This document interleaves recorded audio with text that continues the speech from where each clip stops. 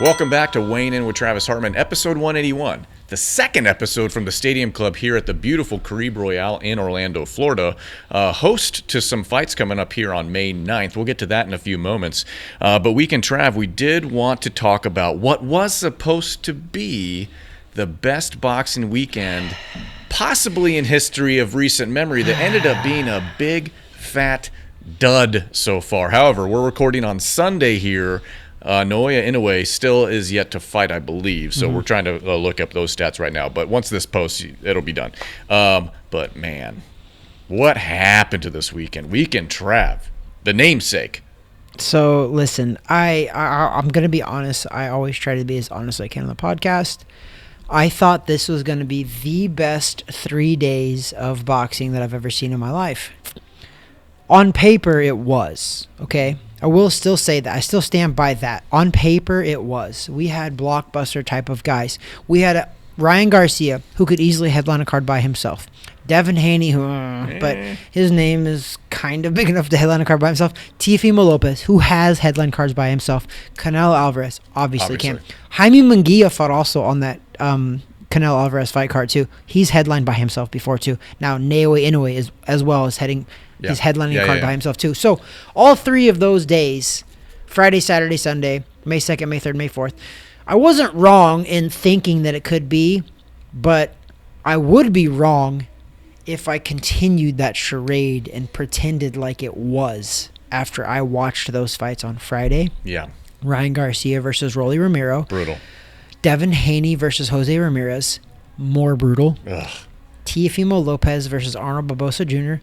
Wasn't the worst of those fights, but that's not saying a lot because the bar was very low. Yeah, I was excited for that being in Times Square. I was thinking, man, if they could, I know they didn't do it, but if they can have the streets open, this and that. Thank God they didn't, because that was a snooze fest. Weekend Trav, I think you posted on the Instagram story. We reposted it or reshared something that showed punch stats, the main fights from the past 2 days, total punch stats. I think Amanda Serrano threw more in her last fight. Pull that up for the folks. So let me give this to you guys. This is counting Friday night and Saturday night, okay? All of the TV fights. So we had Teofimo Lopez, we had Ryan Garcia, Devin Haney, and Canelo Alvarez, all in different fights, okay? I didn't say their opponents, but they were all in different fights, right? Teofimo landed 120 between these guys. 127 punches. Ryan Garcia 66. Devin Haney 70. Canelo Alvarez 56. Combined, they landed 319 punches. B Money. Amanda Serrano versus Katie Taylor, back November 15th of 2024. 324 punches. And we love us some Amanda Serrano, Katie Taylor. Don't get us wrong. The first time they fought, that was our fight of the year, amongst other people saying the same thing. Second time they fought, another controversial victory for Katie Taylor, and they're going to be doing it again, right? So it's I just couldn't believe it. Weekend Trav, we were so pumped and excited going into this. And what a letdown. If you're not a boxing fan and you hear guys like us get on the mic, get on TV talking about it, you had Pat McAfee was talking boxing. I mean, he was in Times Square. He was there. It was supposed to be a big deal. And it was a complete letdown. And I'm not blowing smoke here. No, complete letdown. You're right. The only thing that salvaged the weekend so far, and who knows, Noah might have a beautiful knockout victory for all we know. Probably. The only thing that salvaged it was the announcement at the end of the, if you want to call it a fight, the Canelo fight. Yeah. Is that finally confirmed September 12th is Terrence Crawford taking on Canelo Alvarez in Las Vegas. Boom. Finally announced. That was and what people don't realize is that was never official. And I kept telling people, I'm like, guys, this is not official. I know that it's rumored, it's this and that. We've talked about it for months. It's never been officially official. But you know, we'll talk about the good real quick, and then I'll backtrack and we'll talk about the fights. Okay. But the good about all that is what's really kind of cool is Turkish Al Sheikh,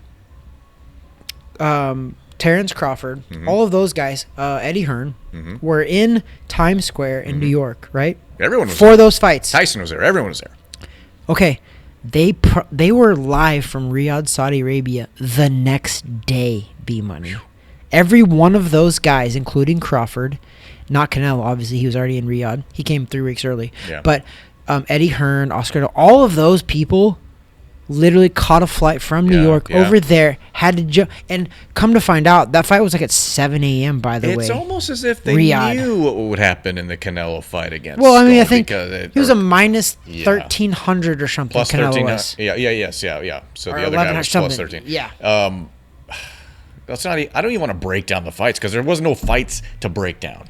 Well, if you want to say the only thing that really salvaged the weekend, you could say that the upset of Ryan Garcia was big news, because it was. Sure. He was a plus 750. Rolly Ramiro was. It was massive. Yeah. He was a plus 750. Shoot, I wish I would have looked. Right, at I wish I threw like $25 on that, $100. But no, he was and that. honestly, he meant $2,500. This guy is Mr. Moneybanks. Mr. Moneybanks over here. But so Ryan Garcia was a massive favorite because they're trying to set up a Devin Haney rematch, and I think the rematch still happens. But I'll break it down from the main event. The main event was Ryan Garcia versus Rolly Ramiro. Ryan Garcia got dropped with a right hand. No. A left hook, I believe it was, in the second round. Went down. He looked like a little bit off balance, but it was a clean shot. He got right back up, obviously. And B-Money, me and you have saw Ryan Garcia get knocked down early. I think it was in the second round against Luke Campbell in Texas, live. He gets back up and rebounds. And I was thinking the same thing was going to happen. As soon as he got up, I was like, yeah, he looks okay. For whatever reason, actually, I do know the reason, but Ryan Garcia couldn't get started, couldn't let his hands go. Whatever Rolly Ramiro was doing was just keeping him off balance. And by the way, that was for the WBA world title. Rolly Ramiro is a world champion. Just wild. Wild times. I can't make fun of him because I shouldn't. But also I shouldn't make fun of him because he won a world title. I never even sniffed a world title, so I can't make fun of him, and I'm not gonna make fun of him. But his sounds are a little weird. It's a little weird. He's a little unorthodox with his style. So those if you have a very unorthodox style of boxing, you too could be world champion one day. So I don't want to, you don't have to be a pure form boxer. Rolly Ramiro has proven that. But kudos to him. He beat Ryan Garcia. Ryan Garcia never kind of got out of the gate. He beat him fair and square. The worst thing about it all is that even though I don't even know if Devin Haney moved his arms more than 10 times in his fight earlier in that night, it just feeds the narrative that this whatever that PED, that minimal amount of PED use was what threw everything off, and that's the storyline now for all the Devin Haney, I'll call them fans, but they're nut huggers. Yeah. They're nut huggers. Sorry, YouTube Live. That's what they are. Listen, if Devin, and this is when Devin Haney's struggling mentally and emotionally, is that he needed this fight to further prove that he didn't get his ass kicked, because he did. Stop it. He got his butt kicked by Ryan Garcia. Austrian or not Austrian. Listen, I don't support PED users at all. No. In the slightest. The results were trace amounts of Austrian. They were in his system. But I'm not a professional athlete. So it's Devin Haney obviously is going through some mental stuff. And here's my deal is I watched the Devin Haney fight versus Jose Ramirez. It was terrible. But you know what? It wasn't terrible because what do we expect? Devin Haney didn't do anything that he doesn't normally do. So I don't know what I was really expecting. I think I was expecting maybe Jose Ramirez was going to engage or going to force him to engage more, but he didn't. I mean, no, Jose tried. I'm saying Jose tried, but Devin just didn't take the bait. But listen, Devin, here's the deal. I get it. He did win, okay? Yeah. I watched the fight. He did win. Yeah. On the scorecards, he won. I'm not questioning that at all. No. What I am questioning, and I will follow up on later with the Canelo fight too, is that here's the deal, Devin. You're a professional boxer. Are you very talented? Yes. Do people want to watch you? No. No. We're at a different level to where you get paid based on views. That's why you mentioned at the beginning of this episode about potential. All these guys are potential main event headliner guys. I don't think so after this weekend. Honestly, I don't think any of them. I don't think Devin Haney. Canelo, yes, but everyone else. Are you gonna pay to watch Devin Haney as a main event? If he fights Ryan Garcia, yes, but nobody else. Okay, sure, but. No, absolutely not. Ryan Garcia against anybody other than Devin Haney, you're going to pay to watch that as a main event? I would, because Ryan Garcia is just a wild card. Yeah, but he wasn't He this keeps it time around. interesting. He He seemed wasn't. very. I want Ryan Garcia to start drinking again. Is Well, that bad to say? But like he fought better when he fought Devin He Haney. had this 1980s Wolf of Wall Street double-breasted suit on that looked like it was like when you're in high school and your coach is like, "Hey, you got to wear a suit. It's game day," and you're like, "I don't have a suit. I got to wear my dad's suit." That's what it looked like. He showed up at this press conference looking like he's wearing his father's suit in high school. That's kind of funny. And he just didn't seem like he was ready. You know, and I think Rolly tried to do whatever he could to kind of sell the fight. And they had a weird exchange, too, where Rolly, it sounded like Rolly's actually in love with him. I mean, do you see that one-on-one? Yeah. It was weird. Well, but it's just, so that, Teofimo Lopez, are you going to pay a pay-per-view price to watch him as a main event? I'll watch him on ESPN. it's going to be tough. I ain't going to pay a It's gonna be pay-per-view tough. price. It's going to be tough. $70, $80? Well, if you want to gauge the two, though, I would pay for Teofimo over Devin Haney.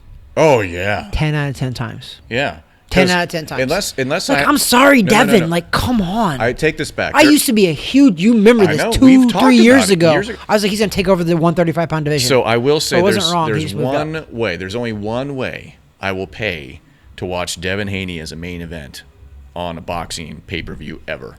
And that's if I have insomnia, I can't fall asleep, and nothing's working. I will pay to watch him fight. That's cold-blooded. And I will go to sleep then It's cold-blooded easily money. because It's cold-blooded be money. dude, and I don't care if you are one of his fans and whatever, and you can blast us because you guys like to do that in the comments. By the way, the love Devin Haney people come out of the woodwork. Thank you for the engagement. It Love helps it. us. Helps us. So keep doing it.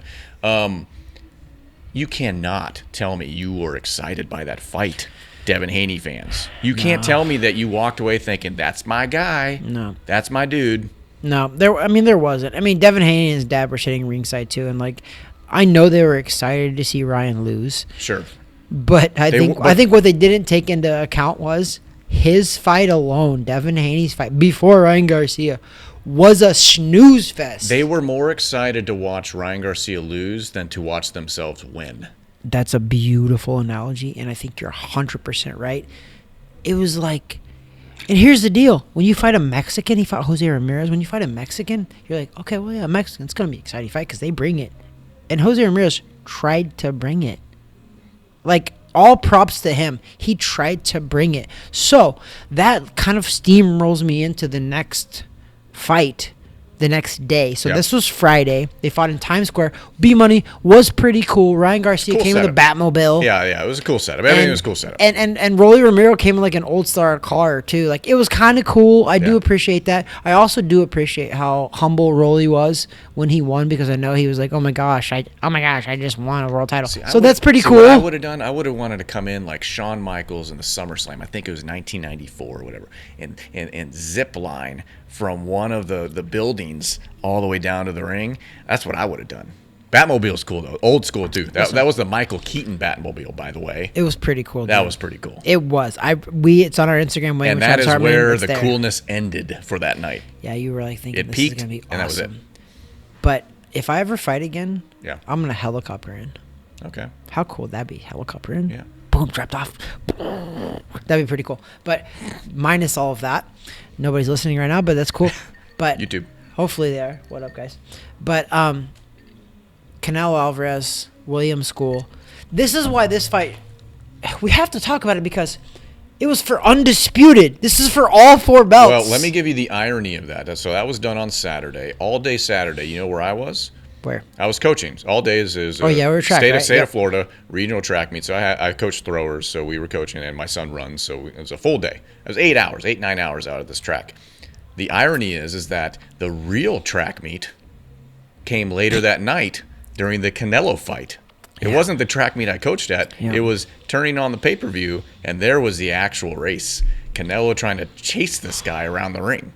Listen, I've never been a big fan because people used to always say, "Oh, Floyd Mayweather runs and he wins. That's how he runs." And I was like, that's freaking terrible. Because Floyd Mayweather didn't run. Watch his fights now, and you'll appreciate it. Yeah. You He have would to punch engage. to win. Yeah. Okay, Floyd Mayweather boxed to win, but you also have to have an offense to win, right? William Skull. This is honestly, this is probably not probably it is. This is the first fight I ever watched where this guy, I was just like, when he did engage, which was also like 1 millisecond of a second of 12 rounds. Yeah. I was like, oh, he can fight a little bit. Okay, he's a Cuban. William Skull was a former Cuban. He knows how to fight. But B Money, he was a track star. Oh yeah. Okay, I would have wanted him. He was a freaking track star. I wish he was out there for my team on Saturday. Like, I mean, it's so hard because listen, Canelo Alvarez was the main event, right? He's the one that's carrying the load of the people here. And everybody's going to give him crap. But I'm like, you need an opponent who is going to force you to bring out the greatness in you, right? You would think William Skull, who is a world champion, IBF world champion. By the way, IBF, yeah, you're looking real good right now. But IBF world champion was William Skull. Canelo Alvarez owned the other titles, the WBC, the WBA, the WBO. William Skull won the IBF. Okay, so I'm trying to be so positive because I love boxing. You know this. Everybody that watches our podcast, William and Travis Hartman, we know this. I'm a homer when it comes to boxing. I mean, that's kind of what our podcast has started about. I know, but still, like, yes. I'm a homer, and I get it. You're going to like boxing. You're going to love it. I'm a homer. And let's talk. I mean, your amateur career was how many fights? 169 to be exact. I would say 170 to be fair, but 169. Nice. It was 156. And how many professional fights? 46. Of course you love boxing. It's been your whole life. But not all people love boxing after all that. I still love it. And last night when I watched Saul Canelo Alvarez fight William Skull, I was so frustrated, B-Money. It might have been the most frustrated I've ever been watching a boxing match. The second most frustrated I was watching a boxing match was Tyson Fury versus Vladimir Klitschko. Sure. Okay. This was the most, and it wasn't even close. William Skull, because, like, he can fight. When he threw some punches and kind of engaged and pretended to engage a little bit, I was like, oh my God, this guy can fight. But then he literally ran. When you go, listen, Canelo Alvarez, I think that he is the face of boxing, right? Ratings-wise, he is the face of boxing. Sure. You cannot deny that. Ratings and money, he's number one. You can pretend to deny it, but there's a reason why Turkish Al Sheikh fought tooth and nail to get him. Correct. They fought back and forth, but finally made an agreement, 3-fight agreement. But Canelo Alvarez, by far, his resume is phenomenal. The guys he fights, he goes up in weight class. And you watch this fight, William Skull was visibly bigger than Canelo Alvarez. And Canelo still pursued him the entire fight. All the way to the 12th round, Canelo Alvarez was trying to fight him. B-Money, you know it's really bad when the referee, on multiple different occasions, even yelled at Canelo, but Canelo was like, it's not me. But in between rounds was like, hey, you guys need to fight. You guys need to engage. He literally stopped the fight in the middle of the fight and said, you guys got to fight. You have to fight. You have to engage. And Canelo's like, what do I do? So, I mean, William Skull, here's the deal. Not the most, but one of the very talented guys that I've ever watched, right? He's very talented, clearly. He's a Cuban. He had like 400 or 500 amateur fights. The guy can fight, right? William Skull can fight. It's not that he's bad. The biggest opportunity of his life, B-Money, and he went out and he chose to put on a performance like that. So, say what you want about talent, whatever else. William Skull, you do not deserve a big fight ever again. You have brought shame on the boxing world. I never, ever want to see you in a big fight in my life again because this was supposed to be the 3 best days of boxing. And you helped make this possibly one of the 3 snooziest days in boxing. Let's not give him like all that negative credit for it. Shame on your household. A curse upon. If you gave me that opportunity, I'm going out on my shield. This guy was literally. I did some short videos it's interesting. running. It's interesting. It just kind of. Does it speak, Weekend Trav, do you think, does it still speak to Canelo's power, or does it speak to he just wanted to still be standing at the end of the fight? What do you think the rationale or the reason was for I think it's a combination of both. I think it's a combination of one, yes, Canelo can knock out William Skull. He can. Yeah. And William Skull knew that. William Skull is a very talented fighter. Maybe he felt it early and he's like, nope, don't want it. I don't even know if he felt it early. I don't think so either. No, I think that William Skull knew going in, wow, Canelo has knocked out light heavyweights before, so he can knock me out. So I'm going to try not to get touched as much as possible. I mean, the name of boxing is hit and not get hit. Yeah. I get it. So he played the prison game. Yeah, but at what point... Try not to get touched. But at what point did William Skull try to hit Canelo? That'll settle in later, that joke. Yeah, I did. Okay. I'm trying to overlook it, but you highlighted it. But the fact that, like, when a guy goes out, here's the deal. I'm not even joking when I say this. If I trained just for my fitness in boxing, boxing fitness, right? I promise you, I can run from Canelo for 12 rounds. I'll put that out. I'll put that on a Bible right now. If you trained me to tell me that, Travis, you need to just last 12 rounds with Canelo Alvarez, I could do it. Running. Well, okay. And that's what Skull did. Well, so here I have an interesting. I don't think he ever wanted to win. I have an interesting link to that. You trying to run around from Canelo for 12 rounds, because I don't want to talk about Skull ever again on this podcast in my life. Ever again, ever. But it's an interesting link that we can make because, like I mentioned, what salvaged the weekend was one Terrence Crawford and Canelo Alvarez being announced for September 12th in Las Vegas. And someone across the table from me went the distance with Terrence Crawford years ago. I still have nightmares about this. I really think that if Canelo Alvarez wanted, maybe some insight, he should contact Weighing In with Travis Hartman at Weighing In with Travis Hartman or weighinginth@gmail.com. If maybe you want some pointers from Travis Hartman. Listen, here's the deal. We're gonna have Crawford back on the podcast. He's already agreed to come in person. Very cool. But I want to have Terrence on here. I want everybody to know that I didn't run from Terrence. That's not why I lasted the rounds. And you can ask Terrence. Yeah. I engaged.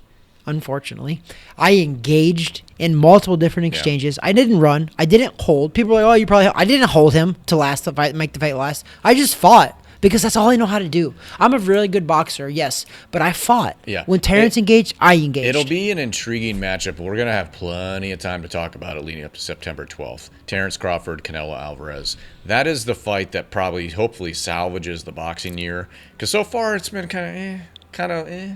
Listen. The highlight of the weekend has to be Badu Jack, the Ripper, 41-year-old WBC Cruiserweight champion. Yeah. He won him as a majority decision. I think it was actually fair. It was a very, very, very close fight.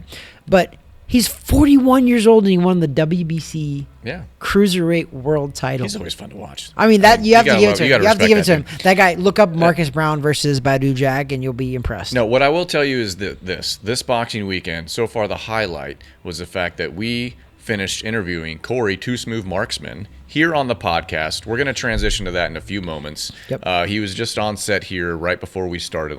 So you don't need to know how we make the sausage here on Weighing In with Travis Hartman, but just so you know, it's going to be pieced together a little bit. Thankfully, it so far looks like we have actual audio versus last week. If you hung with us last week, thank you. Good Lord. What? My stomach dropped Why do you always have to use it as sausage? Why can't we make something else? Why is it always making sausage? It's what's on my mind. Oh, wait. So anyways, we're going to transition to that, okay? Corey Too Smooth Marksman. He's fighting here. I say here because we're at the Caribe Royale. We're at the Stadium Club inside the Caribe Royale. So he's not this fighting is pretty cool. in the Stadium Club, or else there'd be bar stools and tables thrown around. But stuff everywhere. But here at the resort, they're putting on a show May 9th. It's going to be on DAZN, so you could check it out if you're not local. If you are local, get tickets. But we had the pleasure of, once again, for the second time, interviewing Corey Marksman here on the show. I'm going to transition. You're videoing me right now? Yep. I was about to be so clear-cut, Come smooth. on, why do you have to stop, dude? You got to be good about this. Because I froze. You know how many cameras are on me right now? So anyways, we interviewed Corey Too Smooth Marksman here on the show. Going to transition to that here right now, and then we'll transition back once that interview is complete. Hang with it. Here it is. Yeah, dude, Corey was amazing. That was my transition. That was your transition? And now you're still talking over it. I'm sorry. It's now. Welcome to another edition of In This Corner with Weighing In with Travis Hartman. We are honored to have in studio at the Stadium Club inside the Caribe Royale, Corey Too Smooth Marksman. We're going to pipe in the music later. Don't worry about that. But Corey, man, thanks for coming. We definitely appreciate it. Thanks I know for having that me, bro. This is a Sunday and you're fighting on a Friday here at the Caribe Royale on DAZN. You are 10-0-1. Mm-hmm. You are facing another guy with literally the exact same record, 10-0-1. Mm-hmm. Pretty awesome. But I want to back up a couple steps, though. Talk to me. Because we've seen you fight multiple times. I seen you fight on the Jake Paul versus Mike Perry undercard in Tampa, which was your last fight. That was back in July. Yeah. And you looked great. You had a rematch against Tony Aguilar. You pulled that decision off. You had a draw the first time you fought him. I was here for that one, too. We had Tony Aguilar on the podcast too. I thought you edged it out the first time as well. So I said that. So I'm just being honest. I thought you did. I didn't think it should have been a draw, but you righted that wrong essentially. Now, the reason I'm bringing that up is because you haven't fought since last July. Yeah, man. You were scheduled to fight on the undercard of Jake Paul versus Mike Tyson. Yeah. First of all, how cool was that? Even just to get that opportunity. Hey, man, that was it was almost surreal. Like, wow, I'm about to be not only on a Tyson card, I'm about to be on Netflix, bro. What? Right? I said this before because it was Netflix. I was like, this is going to be the most watched boxing match. Absolutely. I think of all time because, like, unless Netflix does it again, and they are, I think, with the Man of Serrano. But that was Mike Tyson. Yeah, I think it was. And Jake Paul. It was like 60 million. It's not even close. It was. Like, I tried to watch it and I couldn't even because it was it was just buffering, you know. Pixelated, yeah, buffering. It was bad, but I mean, it was good because that many views were on it, you know. So that was the good news. Yeah. You were supposed to fight Lucas Bowdy, who knocked out Ashton Sylvie. I got to see that ringside. Yeah, B-Money too. scary. Like, that was insane. Man. I was just talking to your dad off there, and I was just like, everybody was cheering for that. I got up, and I was staring directly at Ashton Sylvie laying in the middle of that ring, and I got up and actually walked to the ring, and I'm watching him, and I'm just like, he's hurt. Like, he's out. Yeah, like, he's man. gone. And I'm like, everybody's cheering and going crazy. And I mean, I feel like it's a boxer mentality in me. I'm It's just like, definitely a I wasn't boxer cheering for that. I was like, it was a good shot, whatever. But I was like, I'm I waiting hope for him he's to okay. get up Yeah. because I'm like, Yeah. I want him to be okay. Yeah. So with that being said, Lucas Bowdy can punch, obviously. He was losing that fight on the scorecards. He threw a Hail Mary, essentially, knocked out Ashton Sylvie. Fast forward, now Lucas Bowdy, they offer that fight to you. You guys accept it. I think it's a great fight for you, by the way. I've said that to you privately, and I'll say it publicly. That was a great fight. I think the matchups are great for you. I'm still open to it. However, what happened? Why weren't you able to actually follow through with that fight? Training too hard, man. Basically, I injured my shoulder, and you know it was bad enough to where I wasn't gonna be able to train and rehabilitate it at the same time. So I just made the smart decision just to say, man, I'm still young. These opportunities are gonna come again. So I made the tough call to just pull it out. You know, it was a rough one, but Yeah. I think it was the best decision. You know? Yeah, that was you. So your dad's your trainer. Yeah. So how'd that conversation go when you were eventually just like, you know what, like it's to the point where like I think I need to pull out. Yeah, and it was more so like, man, like I've never done this. I've never pulled out of any fight, you know what I'm saying, as a pro at least. And you know, it was gonna be the biggest platform that I fought on. A lot of eyes were gonna be on me, and it was gonna be the biggest payday that I got too, you know. So it was like so many odds against it, and it's like, but why risk trying to go out there and get hurt even more to shorten up my career in the long run, you know, just for something right now. Like I said, the opportunity presented itself one time. Who's to say it won't present itself again? I'm glad you said that, and I have a terrible example of myself and the decision that I should have made like you. And I'm glad that you did make that decision because you know what, at the end of the day, it doesn't matter what it matters more that you cared about your health and you cared about the longevity of your career. Yeah. You weren't trying to get rich quick and cash out and get out, and that shows me that you guys are dedicated to your career. Yeah. So I have a terrible story that kind of relates a little bit and goes full circle because Jake Paul is in this because of this. So my first big fight as a pro, I was 5-0. I was scheduled to fight Chavez Jr., who was 17-0. Oh. But the point of the story is, there's my little water. The point of this story is, Chavez Jr. back in the day, he was 17-0. If you look, he's 19 years old when I fought him. And I was like 21, I think. But he was average at best. Right. He didn't have an amateur career. He turned pro like early and just was trying to get his pro career. And yet his 17 wins were just like his dad was. Some of them were against taxi cab drivers, essentially, right? So we were like, yeah, I'm all over this. I definitely want to fight him. Well, I get down there. I've never pulled out a fight in my life, amateur or pro. Still to this day, I've never pulled out of a fight. I get down there. I didn't know any better. I'm 5-0. I'm from Missouri, from the Midwest. There's not a lot of great fighters that come from the Midwest, so we don't get a lot of not from the Midwest, from Missouri specifically. Because the Midwest, Floyd Mayweather's from the Midwest, Muhammad Ali's from the Midwest, the Spinks are from the Midwest. They're from Missouri, actually, too. But the point is, I was scared that I would never get a big fight again. I was like, oh my God, this is a big opportunity. It was the main event on a sold out card down in Texas. Like, it was a big deal. It was like the main event on DirecTV. Like, I don't even know it was a Spanish network even. But anyway, I got super sick on a Wednesday.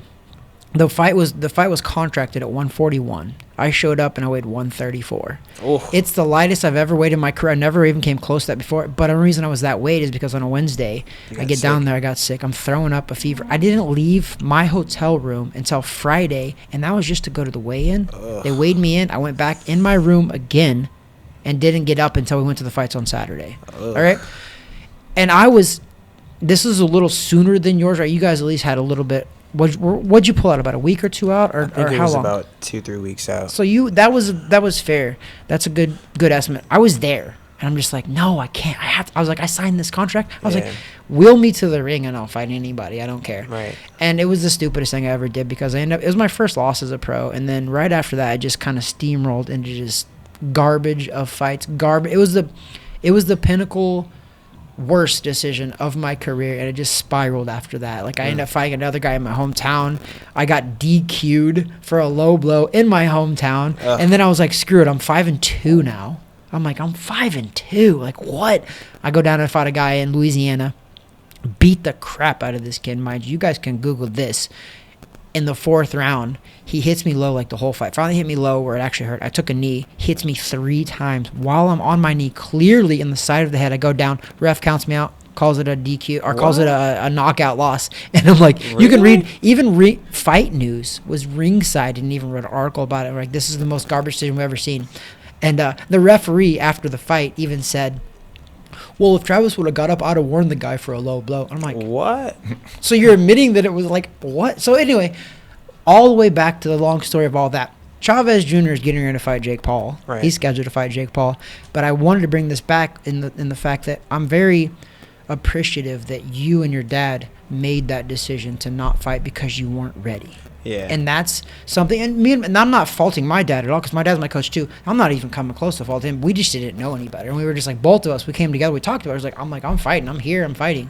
So I appreciate the fact that you guys did that, because I think that shows you how serious you are taking your career, but also it's just the confidence of being like, you know what, like, I'm going to get other opportunities. And if I don't, it wasn't meant to be. You bet back on yourself, knowing that you're going to put yourself back in that situation, and the time will come, and you know, God provides, brother. I mean, that's ultimately the way I think of it. And guess what? He did, because now you're fighting on DAZN, which is a massive network. But guess what? You get to fight right here in the Caribe Royale, essentially your hometown in Orlando. That's where I had my debut at. How do you feel about making that decision not to fight on the Tyson or which is that's still got to be, it's tough, right? Because that was the most watched fight in the world of all time, essentially, right now. It is, and it might stand for a while. It might be. It might stand for a minute. Yeah. Yes. So, how are you coping with that decision going into this fight now?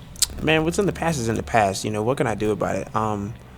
It's not like I pulled up because I was scared or anything like that. You know, I signed the contract. I was ready to fight. I was gonna go in there with the contract. Yeah, listen, I was gonna go in there hurt, but then, you know, you got to just take emotions out of it, take all the anxiety and everything out of it, and just make the smart decision. Like, man, it's not the right thing to do, to go out there and basically half a man. You know, I was gonna be one-armed, you know, one-handed the whole time. So I'm not mad at it. You know, it's always like, dang, we could have fought on Netflix, could have fought on the Tyson card, but it's like, I had the opportunity to fight on Tyson card, you know? Yeah, a lot it's of still people pretty can't. cool. It's still pretty cool, Yeah. you know? When I tell people, like, yeah, I was going to fight on Netflix, they're like, what? Like, what happened? It's like, oh, you know, I got hurt. It's not like I pulled out because I was scared or anything, so I'm not upset with it. I think it was a smart decision. Yeah, I mean, that's awesome. I think, I don't know what, there's a Bible verse, I'm pretty sure, where it says the heart will deceive you and the mind won't, and that's where you take emotions out. And this is when I make predictions on this podcast. When I make predictions, I tell everybody, I make my predictions without my heart. I make it with my brain and my mind, because if you watch some of these like documentaries leading up to these fights, they used to do those 24/7 fights on HBO, and Mayweather used to do those. If you watch those documentaries, they would have you believe the other guy had a legit shot. Oh, sure. They got to sell it. They would. And I used to watch them, and I would get it wrong all the time, because I'm like, I kind of want this guy to win now. But now I don't even care about it. I don't watch another. I'm like, listen, use your brain, Trav. Watch what you know, what makes sense mentally. And Brandon tells me all the time when we do a podcast, I'm like, man, I really want. He goes, what's your brain telling you, Trav? Make that prediction based on the things that you can actually. Well, I like it when take emotion out, and that's what I tell everybody. Friendly wagers, because when you do bet with your heart, that's when I win. I know. I love it. Put me I've in that lost seat. a couple big ones when I bet with my heart. And I have. You gotta take the time to think, man. Yep. No, it is, and I'm glad to see that. And I think that when you fight, I think even though they call boxing a thinking man's game, which it is. But if you want to be honest about it, once you're out there in the ring, you don't have time to think. You're reacting. It's everything that you've trained to do, because if you're out there and you're thinking, it's a little too slow, right? Like, obviously there's some thinking in there. Sure. Yeah, but you essentially, when the action's happening so fast that you're reacting and you're hoping and praying that the drills that you were doing, that your coach, your father, all that stuff, the sparring that you did is going to come in handy, because at the end of the day, roll it all the way back to Mike Tyson. You're about to fight on his card on Netflix. Everybody has a plan until they get punched in the face. Literally. And how true is that as a boxer of how many amateur fights, how many pro fights now? It's so true. I think it's the number one rule, like, in boxing. Like, you think you're going to go out there and do something until you get punched with a jab. And it's like, oh, that was a lot harder than I thought it was going to be.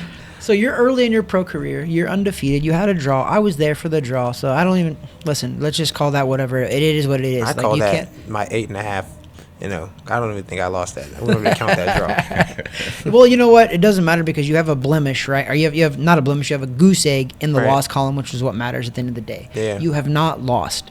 How important is that to defend that 0, as well as defend your home turf, essentially, come Friday, May 9th, at the Caribe Royale on DAZN?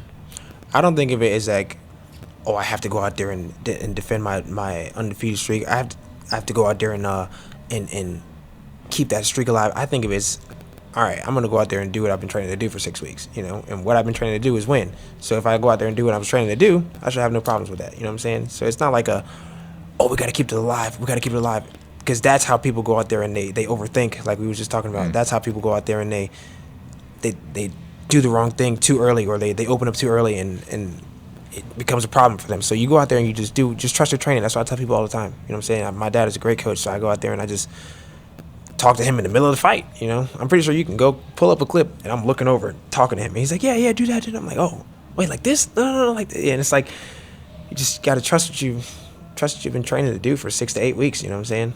So it's not really like a chip on my shoulder as far as keeping the streak alive, because always you want to go out there and win. Mm-hmm. Win, lose, or draw, I'm going out there to fight, you know. And if I'm doing what I've been training to do, I should have no problems. B Money, how old are you, Corey? 24. How old is your dad? 43. 45. See, I was trying to give you the benefit of the doubt. I love being on. I was trying to give you the benefit of the doubt. I'm just saying that because, like, I knew you were 24. I'm looking at your box rec file right now, but I'm just like, wise beyond your years. Mm-hmm. And I asked about your dad because I think that he's having such a major impact on how wise you are right now, your thought process, and how you're just taking all this in, because I think it's refreshing, and I think it's the cornerstone for a successful boxing career. In my head, I'm an old man. Your old soul. Yeah, I'm an old man. You see on my Instagram, man, I'm putting all these old school jams up, you know. I just be chilling, man. I like it. We should have brought some music out here. Well, I want to see Corey. Hey, man, they was playing that Mike. He was over here. They was playing that Michael Jackson. You know what I'm saying? Put some mic on. We got a vibe, you know. So, Steve, what's gonna be your walkout song? Have you picked your walkout song yet for Friday? I don't know. I just kind of hit shuffle. Like, oh, like, listen. When you got show a playlist fights, that says possible walkout songs, right? Okay. And whatever number fight it is how many times I'm hitting shuffle, and that's the song. Okay. You've heard it here first. That's how that goes. Wow. Yeah. That's what I was gonna ask. Everybody has like, oh, you know, this is how I'm feeling for the whole camp, and it's like, all right, I get it, you know. But me, it's just none of that really matters. I gotta go out there and fight. I can walk out there to the Barbie Girl song and still go out there and do what I'm doing, you know. You know, it's so funny. My younger brother is a pro boxer as well. Yeah. I used to pick all his music, and he didn't know it all going out. This one time, or actually not one time, about 6 times, I picked Justin Bieber.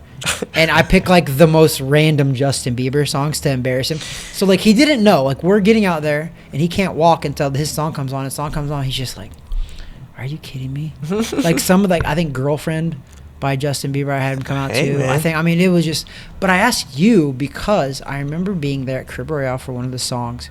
We posted on our TikTok, actually, weighing in with Travis Hartman TikTok, and you got moves. You can dance. So that's why I asked, because I want you to come out to something that Corey Too Smooth Marksman can groove to and kind of get the fans started already. If that Barbie Girl song hits, then we'll know Corey's about to walk out, right? I think he's secretly at home, though, on his shuffle. He's, like, making sure that the 10th, 11th, 12th song is somewhere good. Trying to rig the shuffle on Apple Music.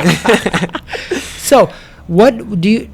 when you do the shuffles, do you remember the songs you came out to in your last fight? Yeah, after I walk to it, I take it out of the playlist and add something else in there. So you can't. So you are not gonna walk out to the same song twice. No. So far. No.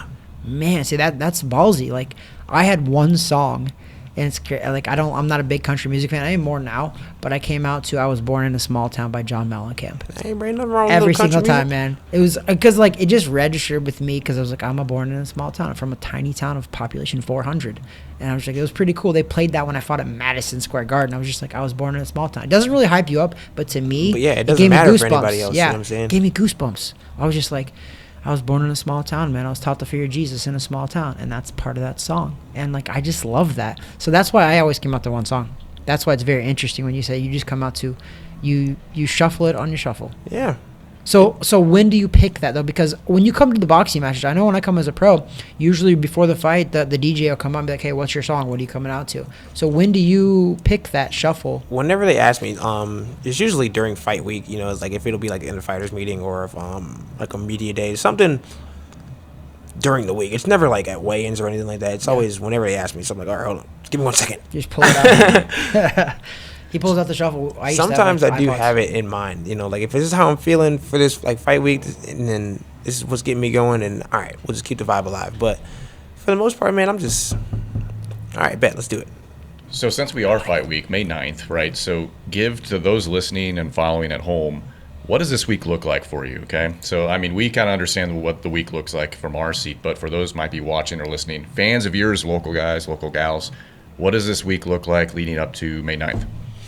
Weight cutting in media, man. It's as simple as I can put it. You know what I'm saying? Waking up, going to the gym, dropping down, going home, taking a nap, going back to the gym. That's about it.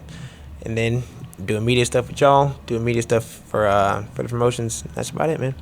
I appreciate that. And now also, this is going to be your first fight camp too, where you guys have your own gym, right? No. Did you have it for the? I had it. The Aguilar fight. Yeah, we've had it since. That's right, because I did the podcast with you. That's right. That's true. Since last March, I believe. So let everybody know that you guys have a gym in Sanford, right? Oh yeah, Marksman Boxing Academy, right there in Sanford, Talk it Florida, up. man. Right off of Sanford Ave. Y'all pull up on us, man. I mean, don't distract him too much right now, guys. He's in fight week, but after fight week, I think I need you guys to go out there. Yeah, come I flood need you us. guys to come through. I need you guys to give them some business too, because they know what they're doing. Yeah. Obviously, you and your dad. I mean, you guys have done amazing stuff, bro. Like seriously, I love your style. Thank you. As a coach now too, I'm coaching people now too. I'm just like, how do I get these guys to do the things Corey does? But I don't think there's some. I think that you can make a lot of fighters pretty good, right? But I think there's something in certain fighters that you can't teach. Yeah, I was gonna say you can't try to mold anybody after anybody, man. Everybody has their own flavor, you know. I don't never try to mold myself after really anybody. You know, I pick things up here and there, but I also do them the way that I can do them. You know, like I'm not gonna be able to shoulder roll like Mayweather, but I can shoulder roll like me. Mm-hmm. You know, I'm not gonna be able to jab and switch like Crawford, but I can jab and switch like me. Mm-hmm. So I mean, nobody's gonna be able to do exactly what I can do or what anybody else can do. So just being a good coach is being able to take what you got in front of you and polish that up. 100%. I always tell my fighters this, that because I fought too, so I'm like, I'm not trying to make you like me. I want to make you better than me, obviously. But also, I don't want to make them like anybody else. I want to make them the best person they can possibly be. However, what I meant by that was you do a lot of very good things. Thank you. Okay? You anticipate a lot of punches coming in a very good way. I wish I could teach a fighter that anticipation. I wish I could teach them a drill that would give them anticipation like that you have, where you see punches coming at a different angle and you counter punches better than a lot of fighters that I've seen live. So that's kind of what I meant by, but you're 100% correct.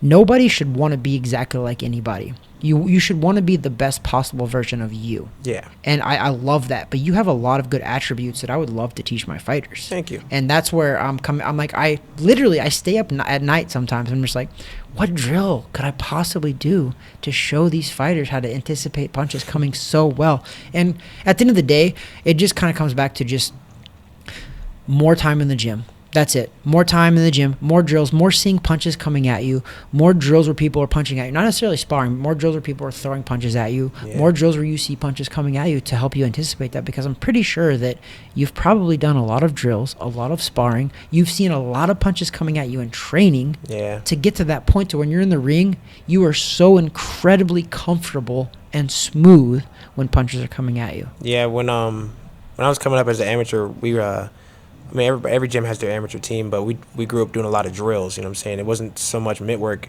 for the sharpening, it was drilling with the sharpening, because you're not gonna punch a jab over here, you're gonna jab at somebody's face. You're not gonna block a jab over here, you're gonna block a jab coming at your face. So I mean, drilling is definitely a big part of it for sure.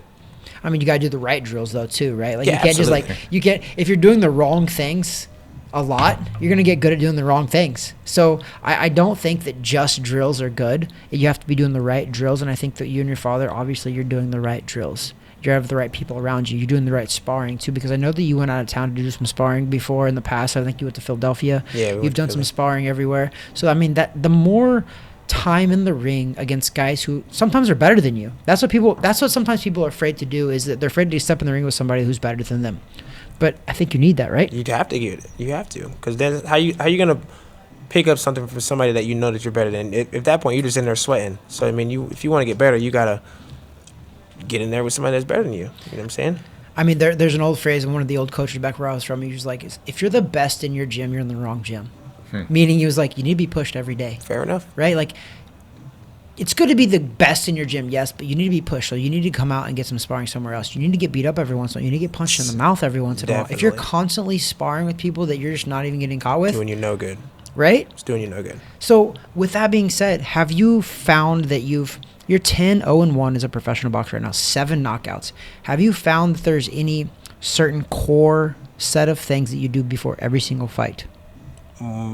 Workout wise, do you have a core thing that you're like, we always have to do this before a fight? We always definitely try to get outside sparring, you know, I mean, outside of the local region, you know what I'm saying? We try to go either down south or we try to get out of state, because those different looks prepare you for anything that you're setting up for, you know what I'm saying? Like Philly, those guys are definitely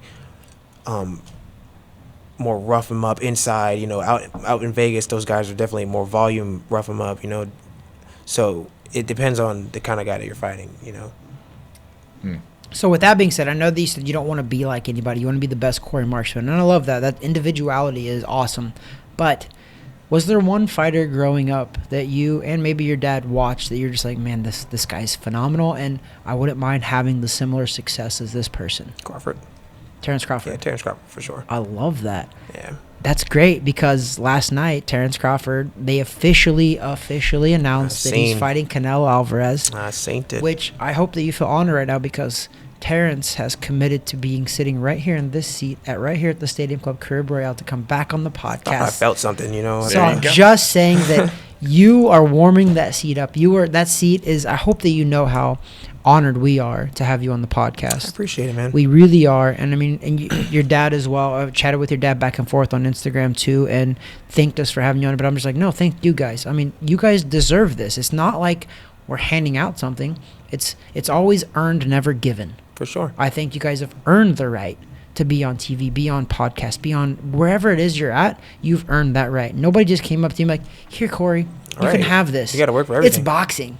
Nobody gives you anything in boxing. You can have a record, all you want. That 10-0 record, by the way, it goes out the door when that first bell rings. Absolutely. Right? Your record no longer matters. That person matters. Who you were facing off, which brings me to that point. Your opponent, I don't know a lot about him. Tayden Beltran. Mexican type of fighter, it sounds like, obviously. Do you guys know much about him? Are you game planning for certain aspects of this fight, or are you just trying to be, you know what, I'm game planning for what I'm going to do? A little bit of everything. We've seen some film, you know. We sat down and watched it. We know he is Mexican, but he doesn't really fight like a Mexican. You know, he's not really come for. He tries to box a little bit, and I think that's going to be his downfall. Because why would you try to box with a boxer if that's not your strong point, you know? And we always game plan for any situation. If you get buzzed, if they try to rough you up, if they want to box with you. So we come prepared no matter what, like always. I love that. Yeah, do you find that more difficult though to find stuff, because there's not a lot on this guy? It is kind of very hard to find out what this guy does, good and bad, because there's not a lot of information about him. And talking to your dad too, he's like, I've seen him do a couple different things. I've seen him fight like a typical Mexican. I've seen him fight like a boxer. If he fights like a boxer, I'm like, that's not good if he fights Corey, because Corey's a smooth boxer. But then I was like, if he fights like a typical Mexican who comes straight forward, a guy like Corey loves that too. So I'm like, you're very good with people that come straight forward. I've been getting pressured my whole boxing career, from amateurs to now. So, I mean, I'm expecting that. I think that's why you are going to be okay in boxing, is because you can't just have one certain style. You have to be able to adjust. Yeah. Because in boxing, there's no game plan 1, 2. There's game plan A through Z. Yeah. A, B, C. I should have said not 1, 2, 3. I should have said A, B, C. But game plan A, B, C. There's all the way to Z. If you don't have a game plan all the way to Z, you're going to lose. Yeah. Eventually, Yeah. you are. So you got to have all of that in like the old Rolodex of little tools that you have in your belt. And I think that you do have a very good style in regard to that. You do adjust very well. I'm excited to see this fight, because I don't know what to expect from this guy. I know what to expect from Corey Marksman. And the great fighters and the good fighters, they know how to make a fight their own. Yeah. Right? So it doesn't really matter what this guy does. It matters if you can make that fight your own. Yeah, whatever you throw at me, I got something for it, I promise. And I love that.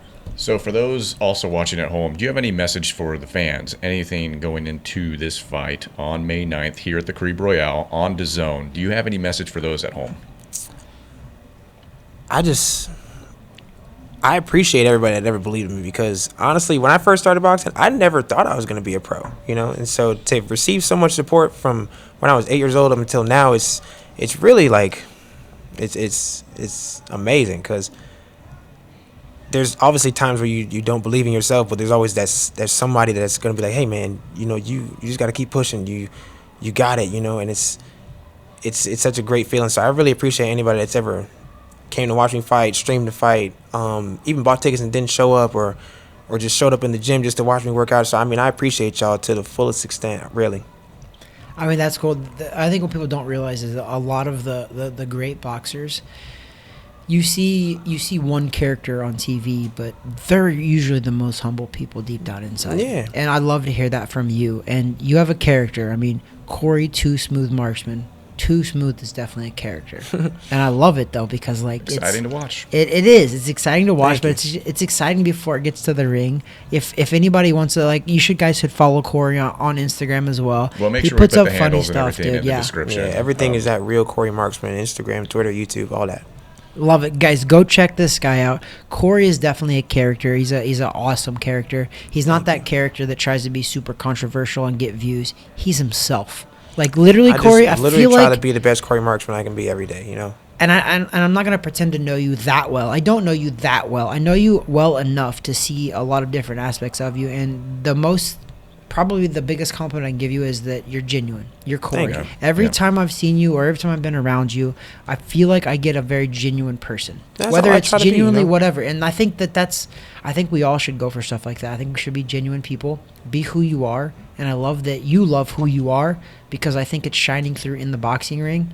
And I used to tell everybody this, that inside that squared circle, I call it the life's own lie detector test. Because you can't lie inside that ring. Absolutely not. Because if you pretend like you were doing all the training, if you pretend like you're doing all the road work, once you get in that ring, it's gonna come the to truth light, brother. comes out. It's gonna come to light. Right? Like there's no lie detector test that'll be more accurate than a boxing match. Mm-hmm. All right? So, and I say that because I feel like I see the genuine Corey Marksman out there. It shows that you put the work in. It shows that you know how to box. How many rounds is this fight scheduled for, by the way? 8 rounds. This is an 8-rounder. You've been in many 6-rounders. Your last fight was an 8-rounder against Tony Aguilar. I know the first one was a 6-rounder, the draw, Yeah. which he thought the 8-rounder would benefit him, but ended up benefiting you, obviously. Yeah, I love boxing. You know. So, Caribe Royale, May 9th, this Friday. We are recording right now in the Stadium Club, the Sky Lounge. What's up? Corey Marksman. Corey. Shout outs to your sponsors. Let's do that. I Let's was make sure just we about don't to forget say, that. Give it man, to I us, got, Corey. I got some shout outs What to do you got give there? right now. Shout Give out it up. To everybody. First of all, let's shout out Marksman Boxing Academy out there in Sanford, Florida. Shout out to my pops. You know what I'm saying? Angus Marksman. Shout out to that bald man over there. Shout out Undisputed Promotions. Shout out GCS Recruitment Specialist. Shout out the Orlando Real. Shout out anybody that's ever believed in me. Shout out my moms, my siblings, my grandparents. Shout out Travis. Shout out anybody that's got good vibes going on with him, man. I appreciate y'all. Give the handle again. Real Corey Marksman, RealCoryMarksman. That's on Instagram, Twitter, I think Facebook too. I don't know if people still use Facebook. Hey, listen, I'm YouTube. I'm in my 40s, bro. I still use Facebook. All right, come on now. My bad. You got MySpace anymore? I got that. I'll make a MySpace if you want me to. Got AOL Instant Messenger. TikTok too as well. TikTok too. Real Corey Marksman. Corey, again, man, it's been a pleasure. It's been a pleasure just watching your career blossom, how it's blossomed. But I know that as a boxer, it's just you have to bring it every single fight. It doesn't matter. You can't put it on cruise control. We were kind of chatting about this off air a little bit, but you're 10-0. You're going for 11-0 this Friday at the Caribe Royale. Co-main event too, I should mention. Beautiful. It's on DAZN. It's on TV. You guys can watch Corey on TV as well. Hopefully we get to see it live in person. But Corey, seriously, man, we appreciate it. Absolutely. I appreciate your effort. I appreciate your hard work. I appreciate everything that you put into this sport, because I know that this sport is not easy. Not at all. And if it were, everybody would do it, and not everybody can do it. Everybody wants to be a boxer until it's time to cut some weight or something, you know. Everyone wants to be a boxer until they get punched in the mouth a couple times. That for sure, yeah. You want to find a boxer, you put them in the gym, let them spar once. If they come back after that, you're like, oh, maybe you got a chance. It's not guaranteed, but I'm just saying, a lot of people get punched in the face once. They're like, I'm out. This ain't good. They either don't come back, they don't want to spar, or they come back and they want to put the work in. So that's how you decide right there. And you know what? For everybody listening, though, too, boxing is for everybody, because if you don't want to get punched in the face, fine. That's okay, actually. Be genuine and admit that and be like, this is an amazing workout. I don't want to get punched in the face. It's an amazing workout. Mm-hmm. So Marksman Academy up in Sanford, go check it out, because it is an amazing workout. If you don't want to get punched in the face, that's okay, too. Yeah, we got something You don't for have to do that. You can still do all of the workouts minus the sparring. Mm-hmm. If you want to get a little sparring in, I actually think everybody in life should spar at least one time in their life. I don't care if you're a computer programmer. I don't care if you're a chef at Caribe Royale. I think you should spar one time in your life, just so you know what it's like. I think it will mellow people out more. I think it will humble people more. I think the world would be a less violent place if more people sparred at least once. Hey, we got this guy in a soapbox now, so let's But I was into it. So, Corey, we appreciate you coming on, man. I appreciate you having me. Come check out Corey Friday, May 9th at the Caribe Royale on DAZN. Co-main event. Come on now. It's on TV. You got to come check this guy out. Corey, thank you again, man. Appreciate you, Thanks for having me, guys. All righty, man. All right, yeah. So there we go. We got Corey Too Smooth Marksman, co-main event here May 9th at the Caribe Royale in Orlando, Florida. It's going to be on DAZN. Weekend Trav, give a few details as to that show coming up on the 9th. I believe Danier Pedro, heavyweight, is fighting Cesar Navarro, which is a box lab promotion card. Obviously, any fights that are ever at Caribe Royale are all box lab. Yeah. I think they co-produce with Most Valuable Promotions, Matchroom Boxing, which is DAZN as well. Right. And then I think Cayepo Gallegos, I might have butchered his name, but I know this kid is... Sound pretty good. They really like him, and he's coming up, so he's fighting on this card too. Obviously, Corey Marksman versus Tayden Beltran. So all of those guys are fighting. We've been to the shows for the last 3, maybe 4 years. When they started, at Box Lab, here at Caribe Royale, we've came to literally almost every single show. So I highly recommend people go. But also, Corey Marksman, he's on the brink of doing some phenomenal stuff. As you will hear on the podcast. As you already did. Before, you will hear all of this stuff. I hope. Actually, no, he's after us, so... Or maybe whatever. No, you already did. You already heard it. So B Money, the producer over here, is informing me that that's after. I'm about to turn Weekend Trav's mic off. Don't turn it off yet. But Corey Marksman, he's been on the podcast multiple times. But yes. Corey has a great opportunity. Corey almost fought on Netflix with Mike Tyson and Jake Paul. Yeah. Corey's a big time guy. Corey in Sanford, Florida, but Orlando native essentially. Yeah. He's fighting here Friday. Come see that. He's the co-main event for TV. He's on DAZN. It's a big fight. Yeah, so get your tickets or watch it on DAZN. Definitely. So Corey gave all of his shout-outs and also gave his handles. So go follow him from a few minutes ago, as you saw on this episode. But Weekend Trav, yeah, we rounded the corner here on what was supposed to be the best boxing weekend possibly in history, and it ended up being probably the biggest dud or overhyped. We'll say it's overhyped. It was an overhyped weekend of boxing. We're still waiting for Inoue to fight. I mean, I love watching him fight. He should win. I mean, the only thing that might be like a holy crap moment on that is if somehow he loses. I mean, that would be something tonight. But by the time you're seeing this, that fight's over. I'm gonna say he won, and that's it. That's the weekend. And so that's why this weekend coming up is pretty, especially for local. You want to make sure you're going to these shows. We have the one, obviously, here on Friday at the Caribe Royale in Orlando, Florida, which is the one weekend Trav just mentioned. Last week, we had the pleasure of also having local fighter Ryan, the main event, Maine, here on the show. He is fighting on Saturday. We mentioned that last week on episode 180. He's fighting at the Silver Spurs Arena. So if you have not yet gotten tickets, I mean, if you can go to both shows, do it. If you can only make one or the other, do it. Why not? You should. Get involved in this game because irregardless of what the main dudes did this weekend, which was just piss poor stuff, local talent is up and coming. Orlando, we've said it for many years now, is the hub. It's the Southeast hub. Everything's flowing through this area. So make sure you're checking out the local talent. Corey Marksman here on Friday, Ryan Main on Saturday. Shout out to both those dudes who've supported Wayne and with Travis Hartman, and we support them strongly too. Great guys, great, genuine human beings. So we do appreciate. Final thoughts on episode 181 in general. Final thoughts to you, Weekend Trav. Listen, who you just mentioned, Ryan Main and Corey Marksman, we've had them both on the podcast. I've said it to Corey Marksman, you'll hear it in the interview as well, that they earned everything they've gotten. We didn't give them anything.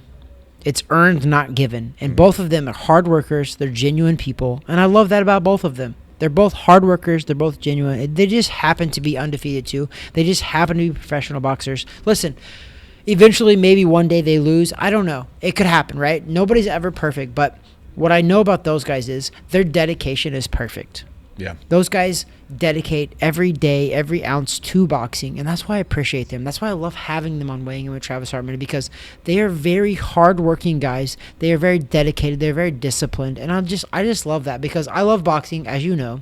I say it all the time. I love boxing, and I love having other people on this podcast who love boxing, and those guys, I believe, take it seriously. And speaking of, so special mention, we mentioned it during the interview. So if you listen to the Corey Marksman interview, you heard this. But newsflash, we will, for the second time in the history of Weighing In with Travis Hartman, we will be having Terrence Crawford on this microphone prior to his fight with Canelo Alvarez in September. So stay tuned for that. That's big news, Weekend Trav. Huge. It's amazing. It's going to be great to hear his thoughts leading into that, where he's at in his career. Because here's the thing. I rewatched that interview you had with him, and it was like, what was it, 2 years ago now? 18 months ago. And you asked him the question, what's the goal? Well, what do you want to do? He wanted to become undisputed again, in another weight class, and then possibly hang it up. But whoever would have thought, like, he was undisputed at 140, undisputed at 147. I was thinking undisputed at 154. So then the question I think that we ask, and we'll want feedback and questions asked when we actually schedule it, and you'll know when we schedule it. If he wins, which I think he has a strong chance of winning, I'll mention why in a second. If he wins and is undisputed in another weight class, a third weight class. Is that never it happened. then? It's never happened. I don't think it's ever happened. Is that it then? That's what I was kind of. I asked him on the podcast. Inference. I was like, "How do you ride off into the sunset?" That was the inference, right? So here's, and we'll have so many months to talk about this, but I was kind of like flabbergasted, right? That's an old man colloquialism. You like that too? I like that. Flabbergasted when I saw him in the face-off with Canelo Alvarez, and I looked. I'm like, there's not much of a size difference. There's not much of a size difference. There is a power difference. I know that for sure. But size difference, there's not. Crawford was taller. If anything, I think he's taller. He is. I said that from the beginning. Yes, he's 100% taller. So that should be interesting. We'll have plenty of time to talk. My final thoughts here on episode 181 is this. It's early. Happy Mother's Day to all the moms out there.